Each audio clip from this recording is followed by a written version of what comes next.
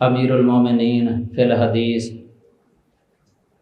اور سید الفقہاء فی الفقہ اور امام الدنیا فی فقہ الحدیث کی یہ عظیم کتاب، اس کی یہ کتاب الاعتصام بالکتاب والسنہ کی تدریس اور سماع حدیث کی مبارک مجلس ہے یہ، اللہ تعالیٰ کی توفیق کے ساتھ۔ تو اللہ تعالیٰ ہمیں خلوص کی توفیق عطا فرمائے اور ریا اور سمع، شہرت اور عجب کی نیت سے محفوظ فرمائے۔ یہ صحیح بخاری کے اندر بعض کتب یہ بہت اہم ہیں، کیونکہ یہ بڑی جامع کتاب ہے۔ اس کے اندر 97 کتب ہیں کل، الجامع یعنی 97 کتب کی جامع ہے یہ کتاب، کوئی ایک کتاب نہیں ہے، یہ 97 کتب ہیں۔ اور یہ جو کتاب ہم نے پڑھنی ہے نا اور سننی ہے، یہ 96 نمبر کتاب ہے۔ اس کے بعد ایک ہی کتاب ہے، کتاب التوحید، 97 نمبر کتاب ہے۔ شروع میں کتاب الایمان، وہ بھی اہم کتب میں سے ہے، کیونکہ ان کتب کے اندر امام بخاری رحمہ اللہ نے اپنے دور میں پائے جانے والے باطل فرقے ان کی تردید فرمائی ہے۔ امام بخاری کے دور سے پہلے بھی تھے، ان کے دور میں بھی تھے۔ یہ ایمان کے مسئلے میں خوارج اور معتزلہ اور مرجیہ، ان کا تفصیل سے رد کیا ہے امام بخاری نے کتاب الایمان کے اندر۔ اور اسی طرح کتاب القدر ہے صحیح بخاری کے اندر اہم کتب میں سے، یہ قدریہ اور جبریہ کا رد کیا ہے امام بخاری نے اس کتاب کے اندر، کتاب القدر میں۔ اور اسی طرح کتاب اخبار الاحاد، اس میں معتزلہ کا جو نظریہ حدیث ہے، حدیث کے بارے میں جو انکار حدیث پایا جاتا تھا ان کے اندر، اس کی تردید کی ہے امام بخاری نے۔ وہ حجیت حدیث کے قائل نہیں تھے، بالخصوص خبر واحد جسے وہ کہتے تھے، تو امام صاحب نے دلائل کے ساتھ ان کا رد کیا ہے، کتاب السنت کی دلیلوں کے ساتھ۔ اور اس طرح مناقب ہے، اس میں اہل تشیع کا اور خوارج کا رد کیا ہے امام بخاری نے صحابہ کے مسئلے میں۔ اور یہ کتاب الاعتصام بالکتاب والسنہ، یہ بھی ان کتب سے تعلق رکھتی ہے جن میں امام بخاری نے رد کیا ہے ان لوگوں کا جو کتاب و سنت کے مقابلے میں اپنی رائے پیش کرتے تھے، اپنی رائے، اور فاسد قیاس کرتے تھے قرآن اور حدیث کے مقابلے میں، یا کسی شخصیت کی، کسی امام کی رائے کو کتاب و سنت پر مقدم کرتے تھے، قرآن اور حدیث کو چھوڑ کے کسی امام کی رائے کو مقدم کرنا، اس پر عمل کرنا یا اس کے مطابق عقیدہ بنا لینا اور قرآن اور حدیث کو چھوڑ دینا۔ اور اس میں کچھ اصولی باتیں بھی ہیں جو محدثین کا اصول ہے، عمل بالحدیث، اس پر رغبت اور اس کی تاکید، چونکہ قرآن اور حدیث کے اندر بہت سارے دلائل موجود ہیں کتاب و سنت کی جو ہے نا پیروی کے، رسول اللہ صلی اللہ علیہ وسلم کی اطاعت، اللہ کی اطاعت یہ اللہ نے فرض کی ہے، اطیعوا اللہ و اطیعوا الرسول، نبی صلی اللہ علیہ وسلم کی پیروی، اللہ کی اطاعت، اس پر بہت زور دیا ہے امام بخاری رحمہ اللہ نے کہ جب بھی کوئی سنت مل جائے، حدیث نبوی مل جائے، پھر کسی کا بھی قول حجت نہیں ہے، اس کو پیش نہیں کیا جا سکتا قرآن اور حدیث کے مقابلے میں۔ بس اسی پر انہوں نے باب قائم کیے ہیں، اور رائے کے خلاف، اسی طرح فاسد قیاس کے خلاف، اور کچھ اصولی باتیں اس میں بیان کی ہیں۔ تو یہ تقلید کا بھی بہت رد کیا امام بخاری نے، تقلید شخصی کا۔ تقلید سے میری مراد یہ ہے قبول قول ینافل کتاب اب سنہ، یعنی کوئی بھی قول قبول کر لینا جو کتاب اللہ کے منافی ہو یا سنت رسول کے منافی ہو، یہ تقلید سے مراد یہ ہے۔ تو اس کا رد قرآن اور حدیث کے اندر بہت ہی زیادہ ہے۔ امام صاحب نے اس پر بھی باب قائم کیے ہیں، تو یہ آپ اس کا جو خلاصہ سنیں گے تو خاکہ ذہن میں بیٹھ جائے گا، انشاءاللہ ذہن نشین ہو جائے گا کہ امام بخاری رحمہ اللہ نے اس کتاب کے اندر کیا کچھ بیان کیا ہے۔ تو وقت چونکہ ہمارے پاس اتنا زیادہ نہیں ہے یہ کہ ہم پوری تفصیل کے ساتھ بیان کر سکیں، تو یہ پہلے خلاصہ بیان کیا جائے گا، اس کے بعد سماع ہوگا۔ تو پہلے جو ہے نا اب یاد رکھیں، یہ کتاب الاعتصام بالکتاب والسنہ، اس میں 28 ابواب ہیں، 28 ابواب پر مشتمل ہے یہ کتاب، 28 ابواب ہیں اور 127 احادیث ہیں، 127 احادیث ہیں۔ ان میں سے 101 حدیث وہ موصول ہیں، موصول حدیثیں، موصول سے مراد یعنی مسند، جن کی سند امام بخاری رحمہ اللہ نے اپنے سے رسول اللہ صلی اللہ علیہ وسلم تک بیان فرمائی ہے، اس کو کہتے ہیں موصول اور مسند۔ اور 26 احادیث وہ جو ہے نا معلق ہیں، معلقات، تعلیقات، یعنی ان کی سند جو ہے نا امام بخاری نے ذکر نہیں کی۔ جس طرح صحیح بخاری پڑھنے والے جانتے ہیں کہ بخاری کے اندر تعلیقات 1000 سے زیادہ ہیں، غالباً یہ 1100 تعلیقات ہیں، معلق احادیث۔ حافظ ابن حجر عسقلانی رحمہ اللہ نے اس کے بارے میں ایک مستقل کتاب لکھی ہے، تغلیق التعلیق، یہ 4 جلدوں میں چھپی ہوئی ہے۔ جتنی معلقات ہیں تقریباً تمام کی سندیں جو ہے نا انہوں نے ذکر کر دی ہیں، سوائے یعنی 2-4 کے وہ ان کو سندیں نہیں ملی، باقی تقریباً مل گئی ہیں سندیں۔ فتح الباری کے اندر بھی وہ بتا دیتے ہیں۔ تو ان میں 26 احادیث وہ معلقات ہیں اور 110 حدیثیں اس کتاب کے اندر مقرر ہیں۔ مقرر کا مطلب ہے کہ بخاری کے اندر وہ دوسری جگہوں پر بھی موجود ہیں۔ یہ بخاری پڑھنے والے جانتے ہیں کہ اس کے اندر تکرار جو ہے نا احادیث کا بہت زیادہ ہے، لیکن یہ تکرار جو ہے نا بلا فائدہ نہیں ہے۔ یہ امام بخاری رحمہ اللہ کو اللہ تعالیٰ نے جو قوت استعداد، اجتہادی قوت کی صلاحیت عطا فرمائی تھی، جو ملکہ عطا فرمایا تھا، یہ امام بخاری کا ہی حصہ۔ یہ بہت گہرائی میں پہنچ کے جو ہے نا احادیث کے الفاظ سے استدلال کرتے تھے، استنباط کرتے تھے، مسائل کی تخریج کرتے تھے۔ ایک ایک حدیث سے اتنے مسئلے اخذ کیے ہیں نا جتنے کسی اور محدث نے نہیں کیے۔ مثال کے طور پہ بخاری کے اندر ام المومنین عائشہ رضی اللہ تعالی عنہا کی جو حدیث ہے، ایام مخصوصہ جو حج کے دنوں میں آ گئے تھے ان کو ایام مخصوصہ، یہ 36 بار آئی ہے بخاری کے اندر۔ اس حدیث سے 36 مسئلے اخذ کیے ہیں امام بخاری رحمہ اللہ نے۔ اس طرح اور بھی کئی حدیثیں ہیں جو 30 سے زیادہ بار آئی ہیں۔ تو یہ پتہ چلتا ہے کہ امام بخاری ایک ایک حدیث سے کتنے کتنے مسئلے اخذ کر لیتے تھے، اور یہ مجتہد مطلق کا ہی کام ہو سکتا ہے۔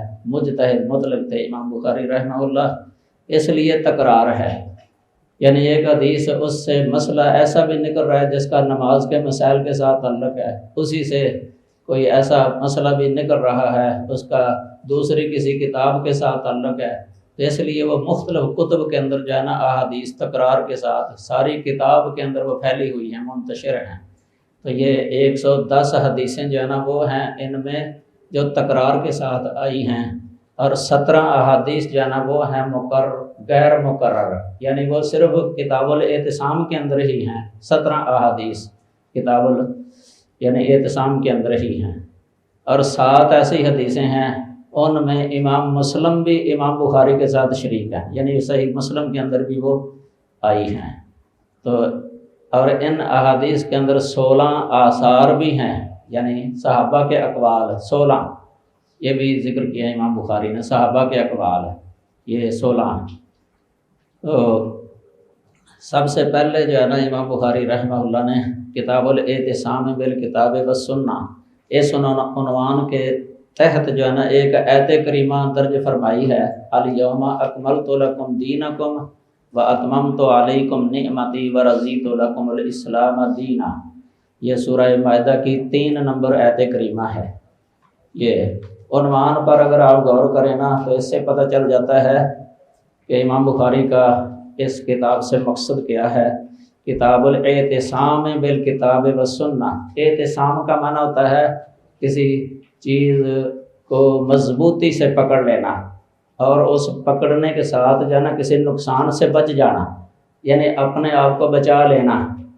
جس طرح قرآن مجید کے اندر اس کا مجرد بھی آیا ہے، واللہ یعصمک من الناس، کہ اللہ آپ کو لوگوں سے بچا لے گا۔ معصوم لفظ آپ نے بولا ہے نا، سنا ہے، معصوم کا معنی بھی ہے کہ یہ گناہوں سے بچا لیا گیا ہے۔ نبی صلی اللہ علیہ وسلم کو جس طرح کہتے ہیں نبی معصوم، یعنی گناہوں سے بچا لیے گئے، محفوظ۔ تو کتاب و سنت کو پکڑنے کے ساتھ، مضبوطی کے ساتھ عمل کرنے کے ساتھ بندہ اللہ تعالیٰ کے عذاب سے بھی بچ جاتا ہے، نقصانات سے بچ جاتا ہے، دنیا کے اندر بھی اور آخرت کے اندر بھی اور قبر میں بھی عذابوں سے، نقصانات سے بچ جاتا ہے۔ تو یہ ہے کتاب و سنت کو مضبوطی سے پکڑ لینا تاکہ بندہ نقصانات سے بچ جائے۔ یہ امام صاحب کا دعویٰ یہ ہے کہ کتاب و سنت جو ہے نا یہی حجت ہے، قرآن اور حدیث، اسی کو جو مضبوطی سے پکڑ لے وہ کامیاب ہے۔ اور امام صاحب کا یہ بھی دعویٰ ہے کہ جس چیز کی بھی دنیا کے اندر کسی شخص کو ضرورت پیش آ سکتی ہے نا، کوئی مسئلہ پیش آ جائے، اس کا حل کتاب و سنت کے اندر موجود ہے، اس کا حل کتاب و سنت کے اندر موجود ہے۔ جب انہوں نے یہ بات اپنے شاگرد سے کہی تھی نا، براق سے، انہوں نے آگے سے سوال کیا تھا کہ کیا اس کو پہچاننا ممکن ہے کہ نہیں، کسی کے لیے ممکن ہے کہ نہیں کہ وہ پہچان لے، یعنی اس کو پتہ چل جائے کہ یہ کتاب و سنت کے اندر موجود ہے۔ حل یمکن معرفت ذالک، امام بخاری رحمہ اللہ نے فرمایا تھا کہ نعم یمکن، ہاں ممکن ہے یہ، لیکن کس کے لیے؟ جسے اللہ تعالیٰ توفیق عطا فرما دے۔ یہ ان کا اپنی ذات کی طرف اشارہ تھا، امام صاحب کا اپنے نفس کی طرف اشارہ تھا، کیونکہ یہ وہی جان سکتا ہے جس کو نصوص پر احاطہ ہو، یعنی نصوص، کتاب و سنت کی نصوص، آیات اور احادیث نبویہ اس کے سینے میں محفوظ ہوں، وہ جان سکتا ہے، کیونکہ جب احادیث کا ذخیرہ پورا ہی اس کے سینے کے اندر موجود ہے اور آیات قرآنی اور سب اس کے سینے میں محفوظ ہے، تو اس کے لیے پہچاننا مشکل نہیں ہے۔ امام بخاری رحمہ اللہ کے آنکھوں کے سامنے حدیثیں اس طرح ہوتی تھیں جس طرح کسی کے سامنے یہ سورۃ فاتحہ یا قل ھو اللہ احد جس طرح پڑھتے ہیں، اس طرح حفظ تھی ان کو، اسی لیے تو وہ فوراً ان کو پتہ چل جاتا تھا کہ یہ حدیث اس باب میں آنی ہے، اس حدیث سے یہ مسئلہ نکلتا ہے۔ بندے کے وہم و گمان میں بھی نہیں ہوتا کہ اس باب کے اندر یہ حدیث آ سکتی ہے، لیکن وہ ذکر کر دیتے ہیں۔ وہم و گمان میں نہیں ہوتا کہ یہاں یہ حدیث سے یہ مسئلہ نکل سکتا ہے۔ ایسے یعنی حیرت کن جو ہے نا اللہ تعالیٰ نے ان کو یہ قوت جو ہے نا عطا فرمائی تھی، ملکہ، قوت راسخہ ہوتا ہے ملکہ کا معنی، قوت راسخہ کہ مضبوط قوت، استعداد اور صلاحیت، اہلیت جو اللہ تعالیٰ نے ان کو عطا فرمائی تھی۔ تو یہ کتاب الاعتصام بالکتاب والسنہ، ویسے مشکات کے اندر بھی ہے یہ شروع میں، کتاب العلم کے بعد کتاب الاعتصام بالکتاب والسنہ، اور صحیح بخاری کے اندر بھی ہے یہ کتاب و سنت کو۔ یہ محدثین کے منہج کے مطابق ہے، ائمہ فقہاء محدثین، چونکہ ان کا یہ دعوت تھی کتاب و سنت کی طرف دعوت، عمل بالحدیث، عمل بالکتاب والسنہ، یہی تھا ان کا، تو حدیث کو ہی مد نظر رکھتے تھے۔ تو اس آیت کریمہ کو ذکر کرنے کا اصل مقصد امام بخاری کا یہ ہے کہ جب دین کی تکمیل ہو چکی ہے نا، اب اس کے اندر نہ کوئی ترمیم ہو سکتی ہے نہ اضافہ، اس میں بدعات کا بھی رد ہو گیا ہے اس آیت کے اندر، بدعات وہ اضافہ ہے، اور ترمیم جو کوئی تبدیلی کرتے ہیں، یعنی دوسرا کوئی حکم شرعی حکم کی جگہ پر دوسرا حکم لے آنا، یہ یا اس میں ترمیم کر دینا، یہ بھی نہیں ہے۔ ترمیم کی بھی گنجائش نہیں ہے اور اضافے کی بھی گنجائش نہیں ہے۔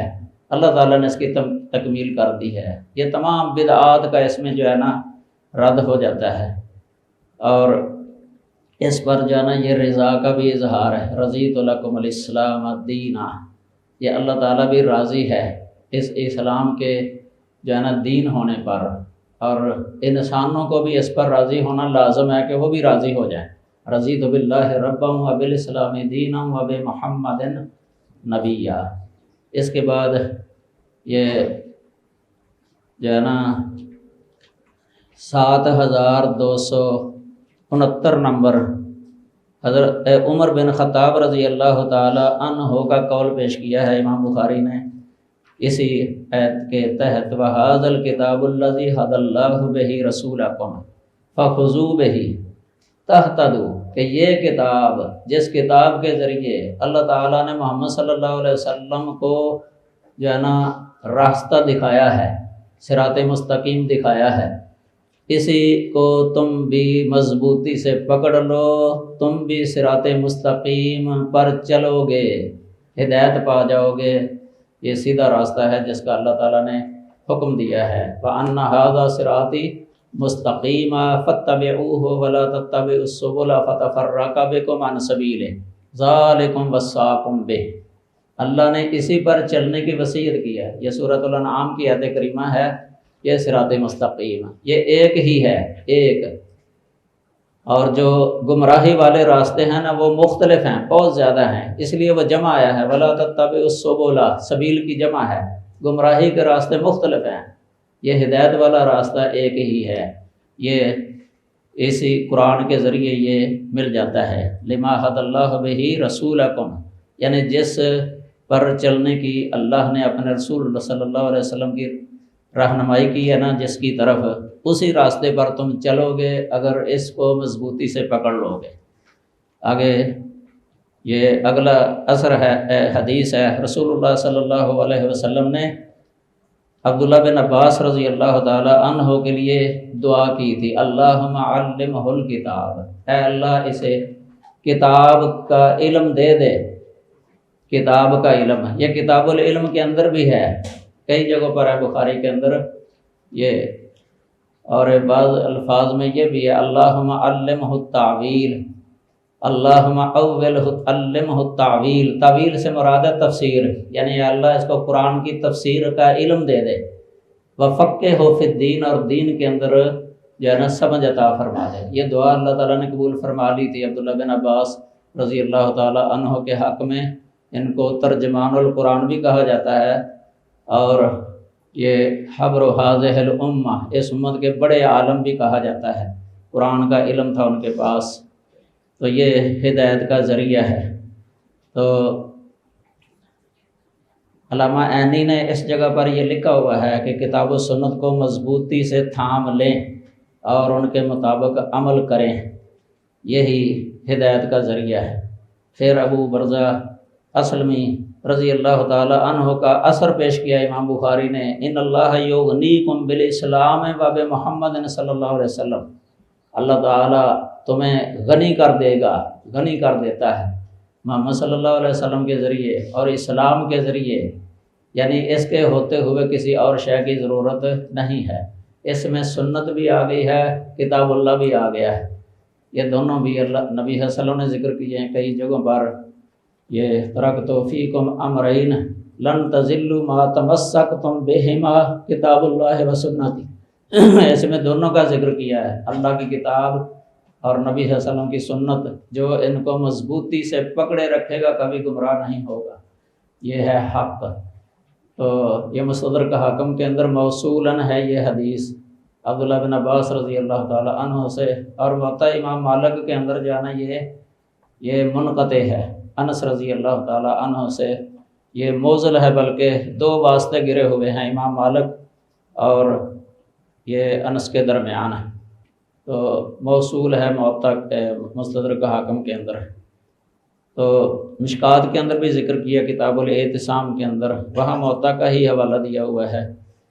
تو یہ اصل ہے کتاب و سنت کی پیروی۔ صحابہ کرام کا بھی یہی موقف تھا، کتاب و سنت کی پیروی کرتے تھے عملاً بھی، اور لوگوں کو بھی یہی بتاتے تھے، اور نبی صلی اللہ علیہ وسلم نے اسی کی تاکید کی ہے۔ آگے عبداللہ بن عمر رضی اللہ تعالیٰ عنہ کا اثر ہے، یہ 7272 نمبر ہے، یہ بھی اثر ہے ان کا۔ انہوں نے عبد الملک بن مروان کی بیعت کی تھی، عبداللہ بن عباس رضی اللہ تعالیٰ عنہ نے بیعت خلافت۔ اس وقت انہوں نے کہا تھا کہ میں نے اس کی بیعت اللہ کی کتاب پر اور رسول اللہ صلی اللہ علیہ وسلم کی سنت پر میں بیعت کر رہا۔ خلیفے کی بیعت اسی طرح کرتے تھے صحابہ کرام، تابعین بھی، کتاب اللہ پر اور سنت رسول پر بیعت۔ اس سے بھی امام بخاری نے یہ نکالا ہے، الاعتصام بالکتاب والسنہ۔ اسی طرح آگے پہلا باب، یہ تو کتاب کے عنوان کے تحت جو ذکر کیا ہے نا امام بخاری نے وہ ہے۔ اس کے بعد پہلا باب جو ہے نا وہ قائم کیا ہے امام بخاری رحمہ اللہ نے، وہ حدیث کے لفظ کے ساتھ ہی باب ہے۔ صحیح بخاری میں بہت سارے ابواب ہیں جو حدیث کے لفظ کے ساتھ ہی ہیں۔ بسا اوقات وہ حدیث بخاری میں ہوتی ہے، بسا اوقات بخاری میں نہیں ہوتی، مسلم یا کسی دوسری کتاب میں ہوتی ہے، وہ چونکہ امام بخاری کی شرط پر نہیں ہوتی، اس لیے وہ مسند یا موصولاً نہیں لاتے، صرف اتنا بتانے کے لیے کہ اگرچہ میری شرط کے مطابق نہیں ہے لیکن حدیث صحیح ہے، یہ ہوتا ہے ان کا مقصد۔ تو کبھی قرآن کی آیت کے ساتھ بھی باب باندھ دیتے ہیں، قرآنی آیات کے ساتھ امام صاحب ابواب قائم کر دیتے ہیں، اس میں آئیں گے کئی ابواب آگے، یہ حدیث کے لفظ کے ساتھ ہے۔ وہ اس تو بجوامع الکلم، میں جامع کلمات دے کے بھیجا گیا ہوں۔ اس میں امام بخاری نے ان لوگوں کا رد کیا ہے جو کہہ دیتے ہیں نا کہ قرآن اور حدیث میں ہر مسئلہ صراحتاً ذکر نہیں ہے، ہر مسئلہ صراحتاً ذکر نہیں ہے، بلکہ بہت ساری ایسی چیزیں ہیں ان میں ہماری فقہ کی ضرورت ہوتی ہے، فقہ کے بغیر وہ حل ہو ہی نہیں سکتے۔ کئی دفعہ یہ عوام الناس بھی ان کے یہ کہنے لگ جاتے ہیں، بسا اوقات کسی سے سوال کرتے ہیں کہ بتاؤ بھینس کا کہاں ذکر ہے قرآن اور حدیث کے اندر، بھینس حلال ہے ثابت کرو، اس طرح کے سوال کرتے ہیں۔ امام بخاری ان کا رد کرنا چاہتے ہیں یہ باب قائم کر کے کہ نبی صلی اللہ علیہ وسلم کو جامع کلمات عطا فرمائے گئے ہیں۔ جامع کلمہ کا مطلب یہ ہوتا ہے کہ لفظ مختصر ہوتے ہیں اور ان کے معانی اور مفاہیم جو ہے نا وہ بڑے وسیع ہوتے ہیں۔ ان مختصر لفظوں کے اندر جو ہے نا بہت ساری جزئیات آ جاتی ہیں، قیامت تک آنے والے مسائل کا حل ان کے اندر موجود ہوتا ہے۔ یہ نبی صلی اللہ علیہ وسلم کی یعنی فضائل میں آتا ہے۔ یہ پہلے انبیاء کو اس طرح کے کلمات عطا نہیں فرمائے گئے تھے، نبی صلی اللہ علیہ وسلم کو چونکہ اللہ نے یہ نازل کیا اور اللہ نے آپ کو خاتم النبیین بنا کے بھیجا ہے، اور آپ کو جو شریعت عطا فرمائی ہے یہ قیامت تک آنے والے لوگوں کے لیے ہے، ہر ملک کے اندر نافذ ہونے کے لائق ہے، اور ہر دور میں ہر زمانے میں اتنی جامعیت ہے، چونکہ یہ علام الغیوب کی طرف سے نازل ہونے والی ہے۔ علام الغیوب جو بہت بڑا حکیم ہے اس نے اس کو نازل کیا ہے، انزلہ بعلمہ، اس نے اپنے علم کے ساتھ یہ نازل فرمایا ہے۔ اور جامع کلمات بہت ساری مثالیں ہیں، یہ اربعین نوویہ جو ہے نا جامع احادیث پر مشتمل ہے۔ امام ابن رجب نے 10 حدیثوں کا اضافہ کیا، 50 حدیثیں جامع کلمات پر مشتمل ہیں، اور ان کی شرح لکھی ہے جوامع العلوم والحکم، بہت جامع، اس میں آپ پڑھ کے دیکھیں، یہی حدیث پڑھ لیں مثلا الحق الفرائض باہلھا فما بقی فلاولی رجل ذکر، کتنے مسئلے اس سے جو ہے نا وہ وراثت کے حل ہو جاتے ہیں، مختصر لفظ ہے، مختصر لفظ۔ اسی طرح مثلا انما الاعمال بالنیات، مختصر جملہ ہے، اس کے اندر اتنے جو ہے نا امام ابو داؤد فرماتے ہیں رحمہ اللہ کہ دین کا چوتھا حصہ اس کے اندر آ گیا ہے۔ یہ کون بتا سکتا ہے؟ جو فقیہ ہو، مجتہد ہو، جو گہرائی سے سوچنے والا ہو۔ محدثین کی نگاہ جو ہے نا نظر حدیث پر، کتاب و سنت پر، نصوص پر، وہ بڑی گہرائی میں پہنچنے والی تھی، ان کو پتہ تھا کتنی جامعیت ہے ان کے اندر۔ سیوطی نے کتاب لکھی ہے منتہی الاعمال، شرح حدیث انما الاعمال، اس میں ساری مباحث جو ہے نا وہ جمع کر دی جو علماء نے کی ہیں.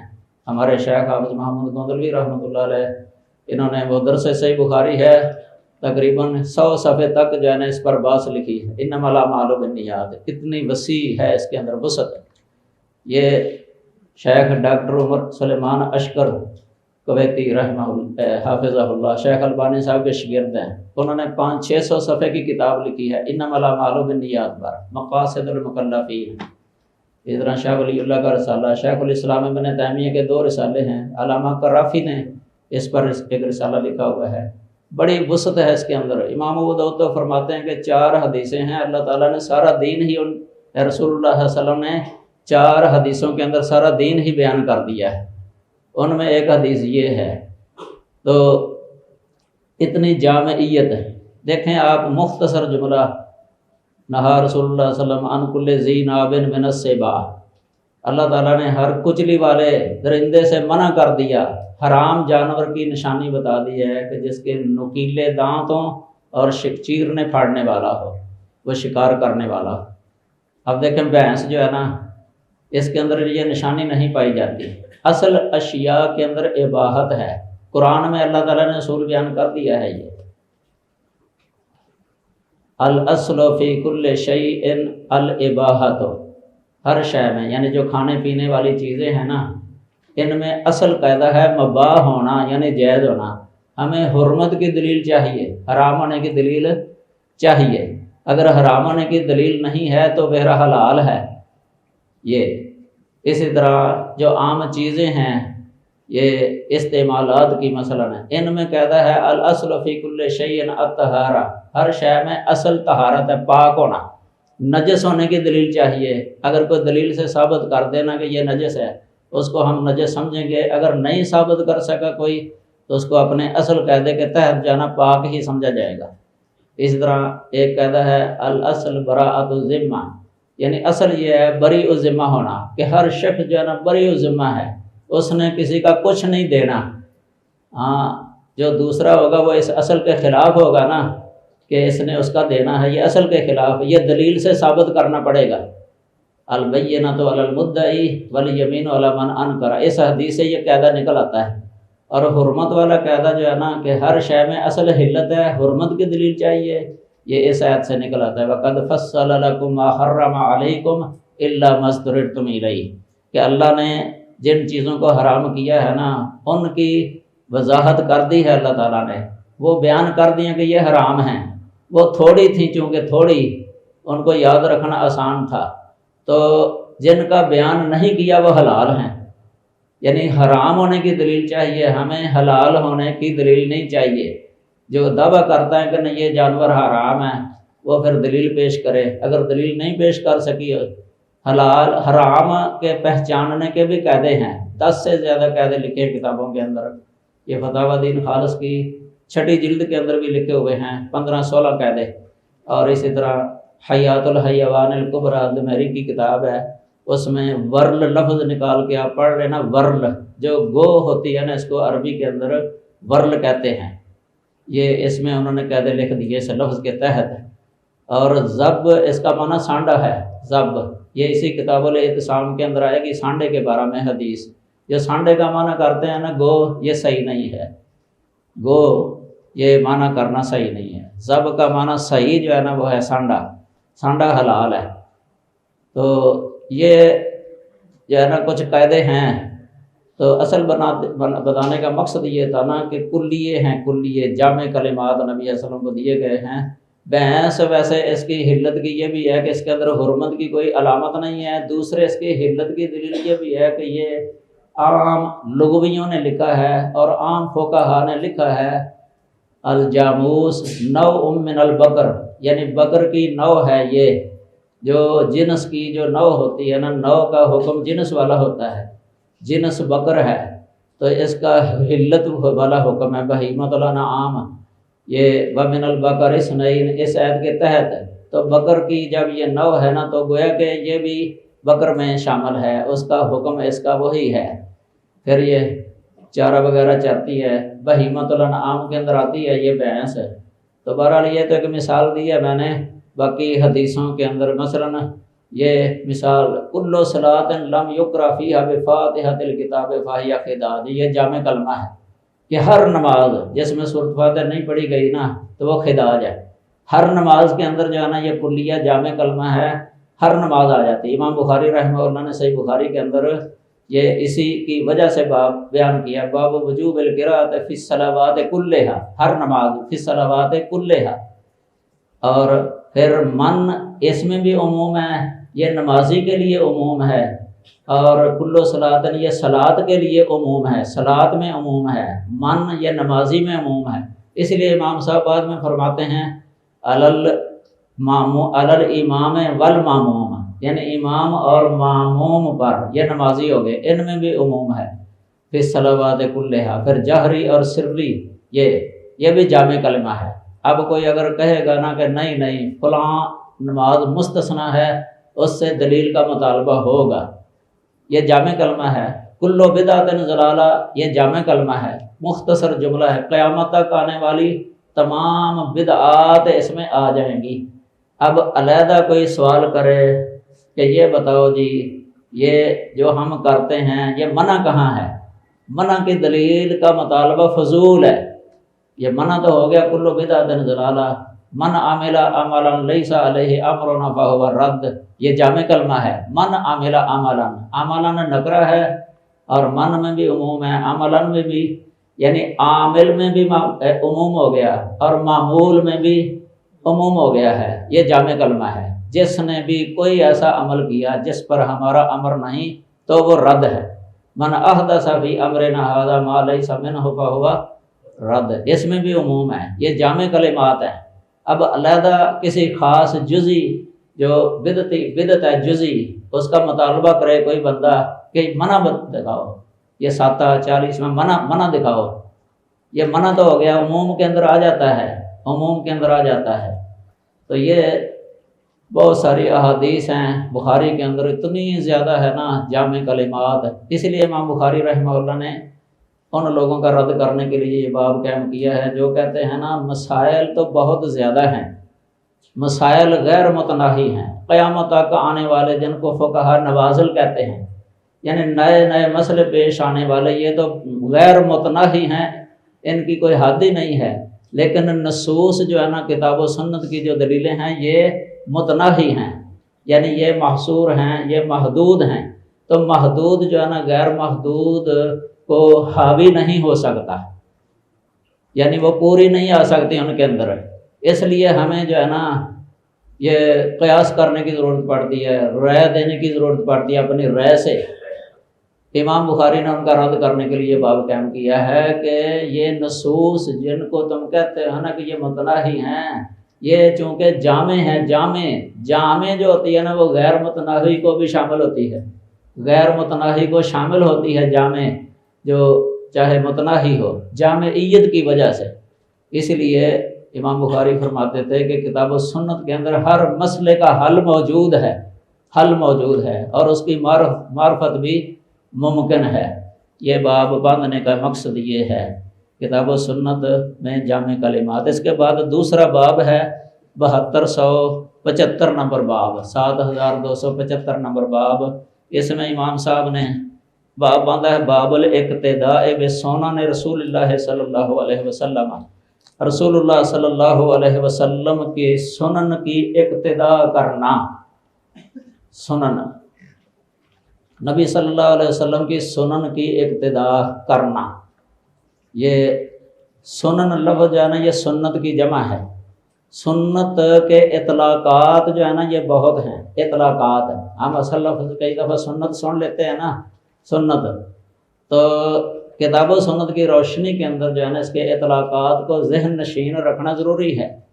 سنت کا اطلاق جو ہے نا کبھی ہوتا ہے قرآن کے مقابلے میں، ہم لوگ بولتے ہیں نا کتاب و سنت یعنی قرآن کے مقابلہ میں، اس وقت اس سے مراد یہ ہوتا ہے قرآن کے علاوہ جو حدیث نبوی سے ثابت ہوتے ہیں نا احکام و مسائل، ان کو کہتے ہیں سنت، کیونکہ قرآن کے مقابلے میں یہ لفظ بولا گیا ہے، قرآن کے مقابلہ میں۔ اور ایک اس کا اطلاق ہے بدعت کے مقابلہ میں، یعنی سنت اور بدعت، سنت اور بدعت۔ اب یہاں سنت جو ہے نا اس میں عموم ہو گیا، چاہے قرآن سے کوئی ثابت ہو وہ بھی سنت ہے، جو حدیث سے ثابت ہو وہ بھی سنت ہے، کیونکہ یہاں قرآن کے مقابلہ میں لفظ نہیں آیا، بدعت کے مقابلہ میں ہے۔ تو کتاب و سنت سے جو ثابت نہیں ہوگا نا وہ بدعت ہو جائے گا۔ ایک اطلاق اس کا یہ ہے، کتاب و سنت، اور ایک سنت اور بدعت، یہ دو اطلاق ہے۔ اور ایک تیسرا اطلاق اس کا سنت کا ہے، سنت فرض کے مقابلہ میں، کہ یہ فرض ہے یہ سنت ہے، اس وقت سنت سے مراد جو ہے نا مستحب ہوتا ہے، مستحب، چونکہ فرض کے مقابلہ میں ہے، یہ فرض کے مقابلہ میں۔ پھر یہ بھی یاد رکھیں محدثین کے نزدیک جو ہے نا، فقہائے محدثین کے نزدیک جو حدیث کی کتابوں کے مصنفین ہیں اور سلف، بلکہ یہ احناف کے علاوہ ان سب کے نزدیک جو ہے نا سنت فرض اور واجب کے درمیان کوئی فرق نہیں ہے۔ یہ واجب کا لفظ فرض پر بول دیتے ہیں، فرض کا لفظ واجب پر بول دیتے ہیں۔ حدیثوں کے اندر آپ باب دیکھیں نا، ان کے باب، نماز کے لیے لفظ باب وجوب الصلاۃ آ جاتا ہے، نماز کا واجب ہونا، حالانکہ نماز فرض ہے سب کے نزدیک۔ تو واجب سے مراد جو ہے نا فرض ہے، وجوب سے مراد فرضیت ہے۔ یہ اس طرح روزے کا واجب ہونا، مثلا روزہ بالاتفاق فرض ہے، تو وجوب کا لفظ بول دیتے ہیں۔ نبی صلی اللہ علیہ وسلم نے خود حج پر واجبہ کا لفظ بولا ہے، لو قلت نعم لوجب، آپ نے فرمایا اگر میں ہاں کہہ دیتا نا کہ ہر سال حج واجب ہے، تو ہر سال حج ہے تو واجب ہو جاتا، ہر سال واجب، حالانکہ حج فرض ہے، تو آپ نے واجب کا لفظ استعمال کیا ہے۔ تو یہ تیسرا اطلاق کہ یعنی فرض کے مقابلے میں سنت کا لفظ۔ پھر یہ مستحب کے معنی میں ہوتا ہے، مستحب، اور کبھی جو ہے نا سنت کا لفظ جو ہے نا جتنے، یہ پہلے جو اطلاق کی بتایا ہے نا میں نے بدعت کے مقابلہ میں، اس وقت یہ جتنے بدعتی فرقے آئے تھے شروع میں، عقدی بدعتیں یعنی عقائد کے اندر جو بدعتیں آئی تھیں صحابہ کے دور میں، جس طرح یہ خوارج بدعت الخروج اس کو کہتے ہیں، اور رافضی بدعت الرفض کہتے ہیں، اس طرح قدریہ یہ بدعت القدر، یا جبریہ بدعت الجبر، یہ چار فرقے صحابہ کے دور میں۔ اس کے بعد تابعین کے دور میں جو ہے نا یہ بدعت الارجاء، یہ دوسری بدعت یہ تجہم یا اعتزال وغیرہ، یہ سب جو ہے نا یہ اسی معنی میں ان کو اہل بدع کہا جاتا ہے، اہل بدع، کیونکہ انہوں نے ایسے طریقے اختیار کر لیے تھے سنت کے خلاف، یعنی بدعی طریقے، بدعی چاہے عقائد کے اندر ہو پھر بھی بدعت ہے، عملی بدعتیں جو ہے نا یہ بھی بدعتیں ہیں۔ عملی بدعتیں بعد میں سنت کے اندر ایجاد ہوئی ہیں، عقدی بدعتیں، اعتقادی بدعتیں پہلے جو ہے نا ایجاد ہوئی ہیں اس امت کے اندر جو پائی گئی ہیں۔ تو یہ اطلاقات ہیں۔ سنت کا جو لفظ بولا جاتا ہے نا عقائد کی کتابوں کے اندر، اس پر کتابیں بھی ہیں، کتب و سنہ یعنی کتاب و سنہ، جس طرح امام احمد بن حنبل رحمہ اللہ کے بیٹے ہیں عبداللہ، ان کی کتاب و سنہ ہے 2 جلدوں میں، ابن ابی عاصم رحمہ اللہ کی کتاب و سنہ، محمد بن نصر مروزی کی کتاب و سنہ، اس نام کی بہت ساری کتابیں ہیں۔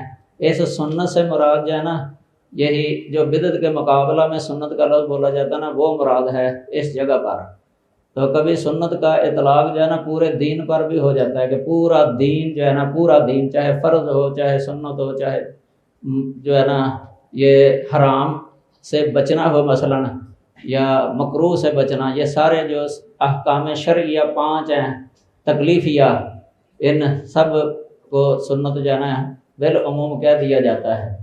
تو یہاں نبی صلی اللہ علیہ وسلم کی سنن، یہ سنت کی جمع ہے، اس کی ایک اقتداء جو ہے نا یہ بھی ضروری ہے۔ اس سے مراد ہے نبی صلی اللہ علیہ وسلم سے جو ثابت ہے، جو کام ثابت ہے وہ مراد ہے اس جگہ پر۔ بلکہ سنت کی 2 قسمیں ایک اور اعتبار سے بھی ہیں، سنت فعلیہ اور سنت ترکیہ۔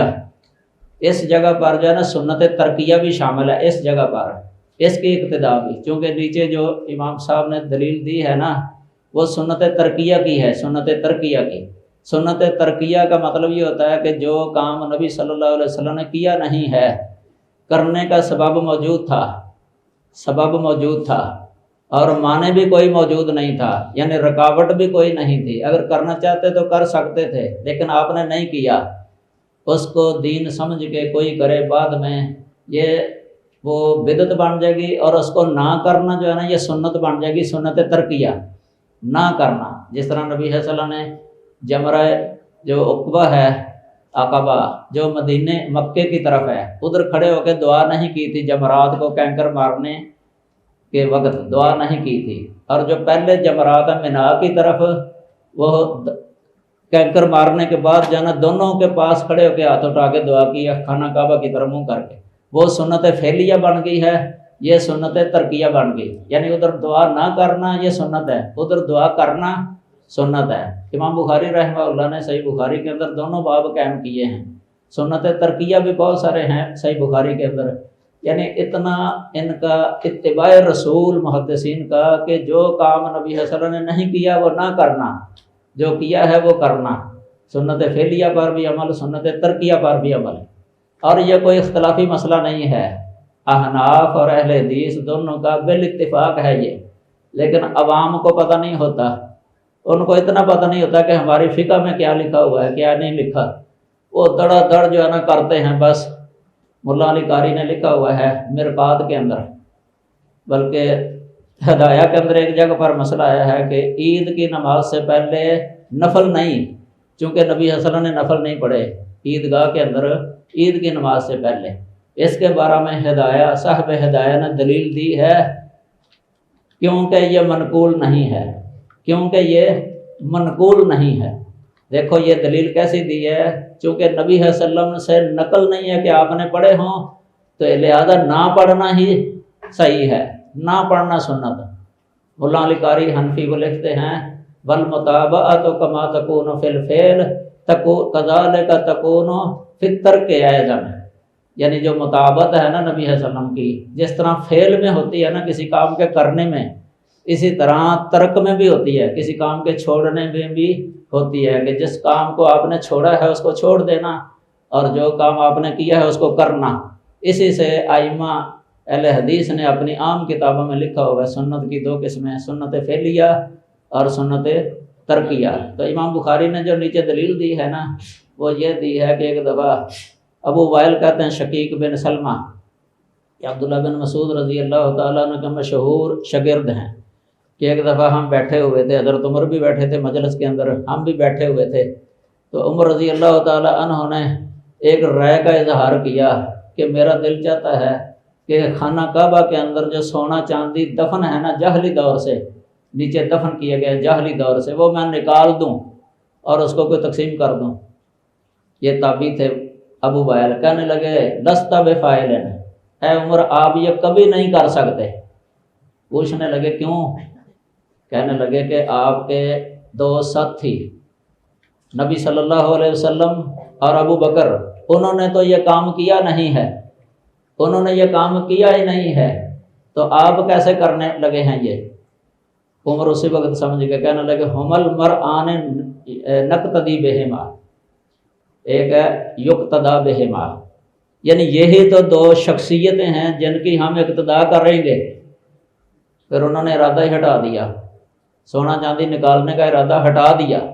اس سے امام بخاری نے دلیل لی ہے، دیکھو کہ انہوں نے نبی صلی اللہ علیہ وسلم کی جو سنت تھی نا، یعنی سنت ترکیہ، اس کی اقتدا کی ہے حضرت عمر رضی اللہ تعالی عنہ نے۔ اس طرح ابو داؤد کے اندر ایک حدیث آتی ہے، نبی صلی اللہ علیہ وسلم جوتی پہن کے نماز پڑھا رہے تھے، صحابہ کرام نے بھی جوتیاں پہنی ہوئی تھی، اچانک جوتی اتار دی آپ نے، صحابہ نے بھی دیکھ کے اتار دی جوتیاں۔ بعد میں آپ نے فرمایا کہ تمہیں کیا ہوا، تم نے کیوں اتاری؟ انہوں نے کہا کہ ہم نے آپ کو دیکھا آپ نے جوتیاں اتاری تو ہم نے بھی اتار دی۔ تو آپ نے فرمایا کہ میری جوتی کے اندر جو ہے نا گندگی لگی ہوئی تھی، ابھی جبرائیل آئے تھے، انہوں نے مجھے بتایا ہے تو میں نے تو اس لیے اتاری تھی۔ اب صحابہ کو تو نہیں پتا تھا نا اس بات کا، لیکن انہوں نے آپ کے اس فعل کے ترک میں آپ کی اقتدا کی ہے۔ ادھر امام بخاری نے ایک اور دلیل دی ہے، صحیح بخاری میں ایک دفعہ نبی صلی اللہ علیہ وسلم نے انگوٹھی بنوائی تھی پہلی دفعہ، تو صحابہ کرام نے بھی انگوٹھیاں بنوا لیں، تو جب سونے کی تھی اس وقت ابھی وہ حرمت کوئی نہیں تھی، اسی وقت ہی حکم آ گیا منع کا، آپ نے اتار دی، صحابہ نے بھی اتار دی اسی وقت ہی۔ یہ تھی ان کی اقتدا نبی صلی اللہ علیہ وسلم کے فعل میں اور آپ کے ترک میں، یعنی دونوں طرح آپ کی اقتدا کرتے تھے کہ جو کام آپ نے کیا ہے وہ کرنا ہے اور جو نہیں کیا وہ نہیں کرنا، یہ ہے اقتدا۔ امام بخاری رحمہ اللہ یہ ثابت کرنا چاہتے ہیں کہ سنن کی اقتدا جو ہے نا یہ تھی عمل۔ آگے جو ہے نا عبداللہ بن مسعود رضی اللہ تعالیٰ عنہ کا اثر پیش کیا، ان احسن الحدیث کتاب اللہ و احسن الحدی حدی محمد صلی اللہ علیہ وسلم و شر الامور محدثاتها۔ احسن کہا ہے، احسن الحدیث اللہ کی کتاب کو، قرآن میں بھی اسے احسن الحدیث کہا گیا ہے، اور احسن الحدی جو محمد صلی اللہ علیہ وسلم کی حدی ہے، آپ کی سیرت، آپ کا عمل، آپ کی سنت سب سے احسن ہے، سب سے بہتر۔ افسوس تو ان لوگوں پر ہوتا ہے نا جو آپ کی سنت کو چھوڑ کے امتیوں کی سنتوں کے پیچھے لگے ہوتے ہیں نا۔ امام صاحب ان کا رد کرنا چاہتے ہیں کہ سب سے بہتر ہے نبی صلی اللہ علیہ وسلم کا طریقہ، اس کو چھوڑ کے دوسری طرف جا رہے ہیں، امتیوں کے طریقوں کو اختیار کر رہے ہیں، ان کے فعلوں کی طرف دیکھتے ہیں، ان کے اقوال کی طرف دیکھتے ہیں۔ محمد صلی اللہ علیہ وسلم کی سیرت اور آپ کے افعال کو، آپ کے کاموں کو چھوڑ کے امتیوں کے پیچھے جو لگے ہوئے ہیں نا، ان کے رد کے لیے امام صاحب نے یہ پیش کیا۔ اور اسی طرح جو آپ کی سنت کو چھوڑ کے بدعات اختیار کرتے ہیں، ان کے رد کے لیے یہ بیان کیا۔ اسی لیے فرمایا، یہ عبداللہ بن مسعود رضی اللہ تعالیٰ عنہ کا قول ہے کہ شر الامور محدثاتها، یعنی جو اپنی طرف سے ایجاد کر لیے جاتے ہیں نا دین کے طریقے، ان کو دین میں داخل کر دیا جاتا ہے، خود بھی عمل کرتے ہیں، فضائل بیان کرتے ہیں اور دوسروں کو بھی کہتے ہیں، دعوت دیتے ہیں، تو یہ شر الامور ہیں، یعنی امور بدترین کام ہے، یہ دین کے اندر اپنی طرف سے داخل کر لیے جاتے ہیں۔ یہ امام صاحب دیکھو کیسے دلائل دے رہے ہیں۔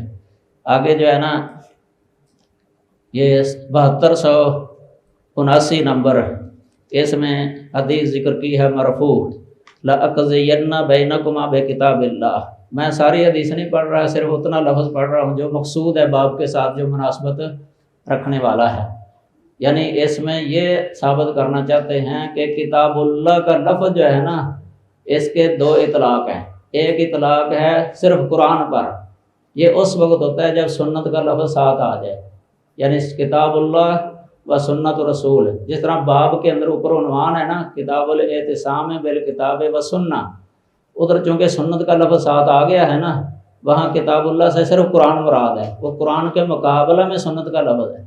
اور کبھی ایسے بھی ہوتا ہے کہ صرف کتاب اللہ ہی لفظ بولا جاتا ہے، اس میں پھر یہ سنت آ جاتی ہے۔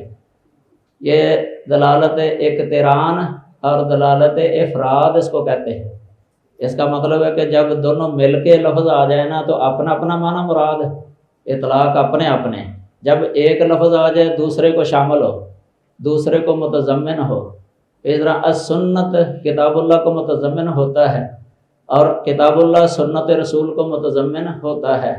یہ جب اکیلے اکیلے آ جائے، اور جب آ جائے یہ دونوں اکٹھے لفظ، ان کا اپنا اپنا معنی مراد ہوگا۔ اس کی نظیر اس طرح سمجھ لیں جس طرح اسلام اور ایمان ہے، اگر اکٹھے آ جائیں اسلام اور ایمان یا مومن اور مسلم، اپنا اپنا معنی مراد ہوگا۔ اگر ایک آ جائے اسلام ایمان کو متضمن ہوگا، ایمان آ جائے لفظ اسلام کو متضمن ہوگا۔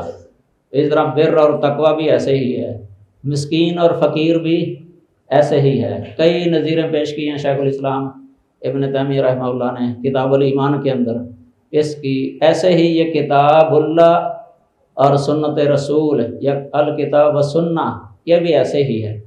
تو یہاں جو ہے نا یہ اس حدیث کے اندر جو لفظ ہے، نبی حسن نے فرمایا لَأَقْضِيَنَّ بَيْنَكُمَا بِكِتَابِ اللَّهِ، اس میں سنت بھی داخل ہے۔ سنت اصل اس کے پس منظر یہ ہے کہ نبی صلی اللہ علیہ وسلم کے پاس دو آدمی آئے تھے، ان میں سے ایک کا بیٹا جو ہے نا وہ دوسرے کے ہاں ملازم تھا، دوسرے کے ہاں ملازم تھا۔ تو اس کے بیٹے نے جانا اس کی بیوی کے ساتھ کوئی برا کام کیا، تو وہاں کے بعض لوگوں نے ان کو یہ مسئلہ بتا دیا کہ 100 بکریاں دے دو تم ان کو، 100 بکریاں۔ تو انہوں نے ایسے کیا۔ بعد میں علماء ملے ان کو، بڑے عالم جو ہوتے ہیں نا علم والے، انہوں نے بتایا کہ یہ مسئلہ غلط بتایا ہے، یہ تمہیں غلط مسئلہ بتایا گیا ہے، تو مسئلہ یہ ہے کہ اس کا بیٹا جو ہے نا اس کو کوڑے لگیں گے، کوڑے، اور 1 سال جلا وطن کیا جائے گا۔ تو وہ پھر نبی صلی اللہ علیہ وسلم کے پاس آ گئے دونوں ہی، انہوں نے کہا کہ اے اللہ کے رسول اقضِ بیننا بکتاب اللہ، آپ ہمارے درمیان اللہ کی کتاب کے ساتھ فیصلہ کر دیں۔ پھر انہوں نے وہ مسئلہ رکھا آپ کے سامنے، مسئلہ رکھا، تو آپ نے اس وقت فرمایا، بل قسم اٹھا کے فرمایا، آپ نے قسم اٹھائی، لَأَقْضِيَنَّ بَيْنَكُمَا بِكِتَابِ اللَّهِ، کہ میں تمہارے درمیان اللہ کی کتاب کے ساتھ ہی فیصلہ کروں گا۔ فیصلہ آپ نے یہ کیا، کہا کہ یہ بکری جو دی ہے نا، بکری یہ رد، عمل غنم فرد علیہ گا، یہ بکریاں جو ہے نا یہ رد ہیں، یہ لوٹائی جائیں گی تیری طرف، یہ قبول نہیں ہیں۔ اور فرمایا کہ یہ تیرا بیٹا جو ہے نا، یہ اس پر جو ہے نا جلد و میاہ 100 کوڑے لگیں گے اس کو، وَتَغْرِيبُ آمن، 1 سال جلا وطن کیا جائے گا۔ اور دوسری اس عورت کے بارے میں کہا کہ اس کو رجم کیا جائے گا۔ پھر آپ نے اپنے ایک صحابی سے کہا کہ جاؤ صبح کے وقت جو ہے نا اس عورت کے پاس، اگر وہ اعتراف کر لینا تو پھر وہاں رجم کر دینا۔ انہوں نے رجم کر دیا اس کو۔ اس میں جو یہ لفظ ہے نا، لَأَقْضِيَنَّ بَيْنَكُمَا بِكِتَابِ اللَّهِ، یہ امام بخاری بتانا چاہتے ہیں کہ کتاب اللہ سے مراد اس جگہ پر سنت رسول بھی شامل ہے، کیونکہ آپ نے 2 چیزوں کا حکم دیا تھا، ایک کوڑے اور ایک جلا وطن، سال کی جلا وطنی۔ اب کوڑوں کا ذکر تو قرآن میں موجود ہے، فَجْلِدُوا كُلَّ وَاحِدٍ مِّنْهُمَا مِائَةَ جلدہ، سورہ نور میں یہ کتاب، لیکن 1 سال کی جلا وطنی قرآن میں موجود نہیں ہے، یہ سنت کے اندر موجود ہے۔ اور آپ ان دونوں کے بارے میں فرما رہے ہیں لَأَقْضِيَنَّ بَيْنَكُمَا بِكِتَابِ اللَّهِ، اس سے پتہ چلا کہ سنت جو ہے نا یہ بھی اللہ کی طرف سے منزل ہے اور اللہ کی طرف سے مقرر ہے، سنت بھی۔ اس لیے کئی سنت کتاب اللہ کا حکم اللہ منع کرتے ہیں، سورۃ النساء کے اندر بھی کتاب اللہ علیکم، اس طرح بریرہ والی حدیث کے اندر بھی ایسے ہی ہے، مال اقوام یشترطون شروطا لیست فی کتاب اللہ، کل شرط لیس فی کتاب اللہ ہے، کل شرط لیس فی کتاب اللہ فہو باطل ان کان مئۃ شرط، یعنی 100 شرطیں بھی ہوں اللہ کی کتاب میں جواز نہ ہو تو وہ باطل ہے۔ یہاں بھی کتاب اللہ سے مراد عام ہے، اللہ کا حکم ہے، کیونکہ یہ مسئلہ سنت کے اندر ہی ہے، قرآن میں تو یہ نہیں ہے، یہ تو نبی صلی اللہ علیہ وسلم کا فرمان ہی ہے نا، یہ بریرہ والی حدیث۔ اور حضرت عائشہ رضی اللہ تعالیٰ عنہ فرماتی ہیں کانت فی بریرہ 3 سنن، بریرہ کے قصے میں، واقعہ میں 3 سنتیں۔ یہاں سنت سے مراد کیا ہے؟ حکم، شرعی حکم جو ثابت ہوتا ہے کسی حدیث سے، اس کو بھی سنت کہہ دیتے ہیں، جو کسی حدیث سے شرعی حکم ثابت ہوتا ہے نا، جو جس کو فقہ الحدیث کہتے ہیں، فقہ الحدیث۔ تو یہ 3 مسئلے دیکھو، ام المومنین نے 3 بتائے ہیں، امام بخاری نے 20 سے زیادہ مسئلے اخذ کیے اسی حدیث سے، 24 دفعہ غالباً آئی ہے روایت بخاری کے، اسی حدیث سے 24 مسئلے نکالے امام بخاری نے۔ ام المومنین نے صرف 3 کا نشاندہی کی ہے، ظاہر جو بالکل واضح ہیں۔ تو امام بخاری جو استنباط کرتے ہیں نا، مختلف طریقوں سے کرتے ہیں، کبھی منطوق سے کرتے ہیں، کبھی مفہوم سے کرتے ہیں، کبھی مفہوم مخالف ہوتا ہے، کبھی مفہوم مطابق ہوتا ہے۔ یہ بہت سارے استنباط کے عبارات الناس، دلالات الناس، اشارات الناس، اقتضاء الناس، یہ اصول فقہ کی جو مصطلحات ہیں نا بہت ساری ہیں صحیح بخاری کے اندر، جو محدثین کی اصول فقہ ہے۔ اس میں جو ہے نا یہ اہل رائے کی اصول فقہ استعمال نہیں کی امام صاحب نے، کتاب اللہ کی خبر واحد کے ساتھ، حدیث کے ساتھ تخصیص بھی ہے بخاری کے اندر، مطلق کی تقیید بھی ہے بخاری کے اندر، اور جو مشکل کی توضیح بھی ہے بخاری کے اندر، بہت ساری مثالیں موجود ہیں۔ اور اسی طرح نسخ کا بھی ہے بخاری کے اندر، نسخ، ناسخ، منسوخ۔ محدثین کی اصطلاح میں جو ہے نا حدیث کے اندر یہ نسخ جو ہے نا بہت تھوڑا ہے، بہت تھوڑا، 25 سے زیادہ حدیثیں نہیں ہیں جو منسوخ حدیثیں ہیں، ذخیرہ حدیث کے اندر 25 سے زیادہ، لیکن اہل رائے کے نزدیک منسوخ حدیثیں سینکڑوں کی تعداد میں ہیں۔ وجہ کیا ہے؟ وہ حدیث کو بھی منسوخ کہہ دیتے ہیں جو ان کی فقہ کے خلاف ہوتی ہے۔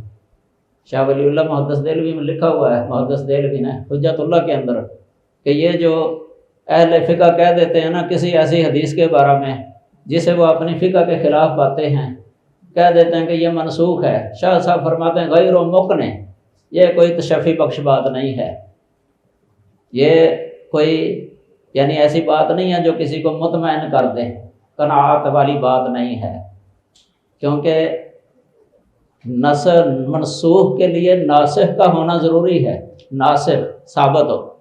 ویسے نہیں کہہ دینا کہ یہ چونکہ ہمارے مذہب کے خلاف ہے لہذا منسوخ ہے، اس طرح تو ہر کوئی کہہ دے گا اپنے مذہب کے، یہ ہمارے مذہب کے خلاف ہے، منسوخ ہے۔ ان کے حواشی پڑھتے ہیں ہم، حواشی شروعات بہت ساری حدیثوں کے بارے میں لکھ دیتے ہیں کہ یہ منسوخ ہے، امام بخاری اس کے قائل نہیں ہے۔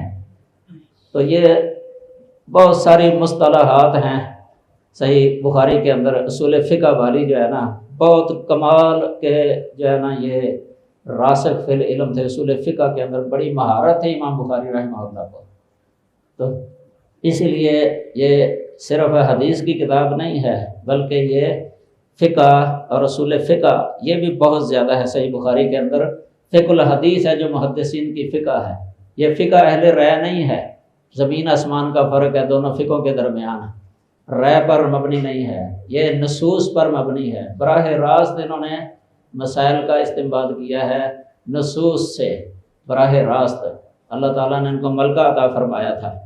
تو بہرحال اس سے امام صاحب یہ ثابت کرنا چاہتے ہیں کہ کتاب اللہ جو ہے نا یہ عام بھی استعمال ہو جاتا ہے۔